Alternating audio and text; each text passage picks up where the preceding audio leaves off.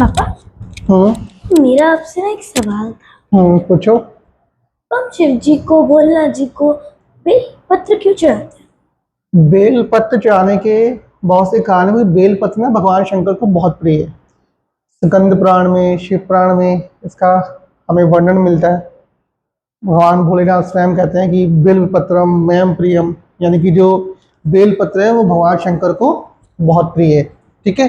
Bell पत्र में 3 leaves होती हैं, आपने सुबह चढ़ाई थी भोले बाबा। ठीक है। वो तीनों जो लीव्स होती हैं वो हर लीव का एक अपना मतलब है। तीनों लीव्स में से भगवान ब्रह्मा, भगवान विष्णु, भगवान महेश, यानी तीनों देव जो है उस बेलपत्र में समाहित है। जब हम भगवान भोले बाबा को वो बेलपत्र अर्पण करते हैं तो हमारे तीनों भगवान की पूजा अर्चना हो जाती है। राइट। और बेलपत्र में 3 पत्ते और 3 होते हैं, और 3 ही गुण होते हैं, जैसे रजोगुण, तमोगुण और सतोगुण। ये तीनों गुण का हर लीव पे रजोगुण, सतोगुण, तमोगुण जब हम भगवान पे ये अर्पण करते हैं तब क्या होता है, हम भगवान से प्रार्थना करते हैं, हे भगवान हमारे जो अंदर के ये तीनों गुण हैं इनको आप बैलेंस करो ताकि हम भक्ति की राह पे आगे बढ़ सकें। राइट। एक तो ये हो गया।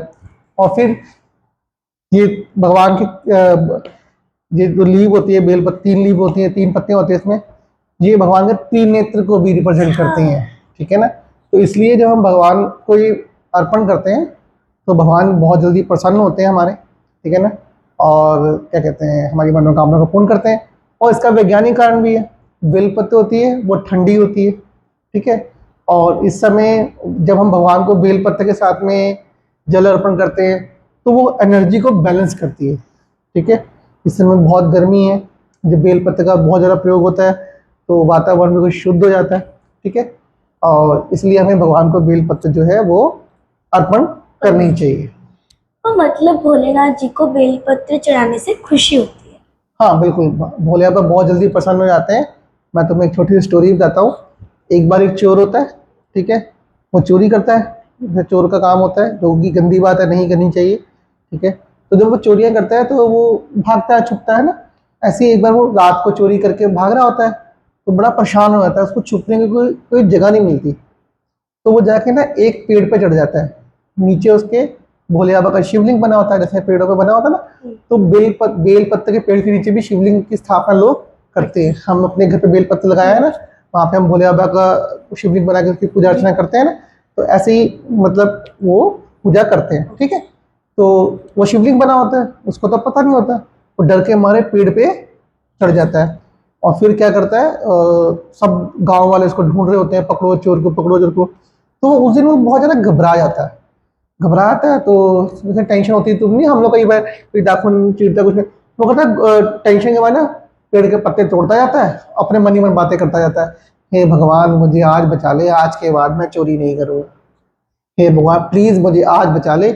एक एक पत्ता तोड़ता जाता है और ये मन में मनी मनी बोलता था, हे भगवान। उसको नहीं पता वो क्या कर रहा है, वो तो एक नॉर्मल पेड़ पे चढ़ा है और वो एक एक पत्ता तोड़ता जाता है और भगवान को बोलता था, हे भगवान आज बचा ले। जैसे आप बोलते हो ना, भगवान आज पास करा दो मेरे को पेपरों में, अगली बार से मैं पढ़ाई ध्यान से करूंगी, ऐसे ही वो बोलता रहता है, हे भगवान आज मुझे बचा लो, फिर ना अगली बार से मैं चोरी नहीं करूंगा और मैं पक्का प्रॉमिस करता हूँ। तो वो उतने में वो बेलपत्र उस पर तोड़ता था। तो वो जब तोड़ के फेंक देता है तो वो जाके भोले बाबा के ऊपर चढ़ जाती है। और जब वो 108 बेलपत्र उस पर अर्पण हो जाती हैं तो भगवान बहुत ज्यादा प्रसन्न हो जाते हैं। और अरे कौन भक्त अगर आज को मेरी भैया जो मेरे पे बेलपत्र चढ़ा रहा है, तो वो तो भोले बाबा है, वो तो कृपालु है, छोटी छोटी बातों पर प्रसन्न हो जाते हैं। भोले बाबा प्रसन्न हो जाते हैं और उसके सामने फंसी होते हैं, भाई मांगो, पर क्या मांगते हो। वो एकदम घबराया था, ये क्या हो गया, ये मैंने क्या कर दिया। तब उसको ऐसा भगवान भोले बोलते हैं, हाँ तुमने भाई मेरा 108 क्या कहते हैं बेलपत्ती मेरे पे अर्पण करी, मांगो बेटा क्या लो मांगते हो। तो फिर भगवान से प्रार्थना करता है कि भगवान मैं सही मार्ग में चलो, और जो तीनों ये रजोगुण, तमोगुण, ये जो सतोगुण, ये जो मेरे को इन गुणों में जो मैं फंसा हुआ हूँ ना, माया में जो मैं फंसा हुआ हूँ, ठीक है ना, इससे मुझे बचा लो ताकि मैं भी अध्यात्म के रास्ते में आगे बढ़ के आपकी भक्ति करूँ और अंत में भगवत की प्राप्ति करूँ। ठीक है ना। तो इसी तरीके से ये छोटी सी स्टोरी है, बड़ी इंस्पायरिंग है कि हम भगवान को कोई वो देखो इसमें क्या है, उसने कोई मन से, उसने कोई वैसे नहीं चढ़ाया कि पूजा करने के लिए प्रॉपर सिस्टम लेके बैठा हो। वो बस भगवान की मन से याद करता रहा कि भगवान हमारी बचा लो, तो भगवान खुश हो गया। यानी कि भगवान हमारी मन की भावना देखते हैं कि हमारे उस समय जब हम पूजा कर रहे हैं, क्या हम सिर्फ दिखावे के लिए कर रहे हैं कि सच्चे मन से हम उस पूजा को करना चाह रहे हैं। ठीक है, तो इसी तरह हमें, अगर हम कोई भी भगवान के लिए पूजा पाठ करते, चाहे वो घर में कर रहे हैं चाहे वो मंदिर में जाके कर रहे हैं, हमें बड़े मन से श्रद्धा से करनी चाहिए और भगवान को ध्याना चाहिए। भोले बाबा सबकी मनोकामनाएं पूर्ण करते हैं, हमारी भी पूर्ण करेंगे। हमें ये विश्वास रखना चाहिए, ये नहीं कि आज पापा हमने आज भोले बाबा को जल चढ़ाया था, वो मेरा तो टेस्ट में मार्क्स कम आ गए तो ऐसे कैसे हो गया पापा, मैं तो भोले बाबा को बोल के गई थी। नहीं, ऐसा नहीं। चोरी कर दी, उससे छोड़ी, मन में प्रण बनाया तो उसको चोरी छोड़नी पड़ेगी। ऐसी आपको पढ़ाई तो करनी पड़ेगी, ठीक है ना। तो भगवान भोले बाबा जो है वो छोटी छोटी बातों पे आपके मन की भावना को देख के प्रसन्न हो जाते हैं। बस हमें अपना काम ध्यान से करना है, भगवान का ध्यान करना है। हर हर महादेव। अगर आपको हमारी वीडियो अच्छी लगी हो तो लाइक एंड सब्सक्राइब करें। धन्यवाद।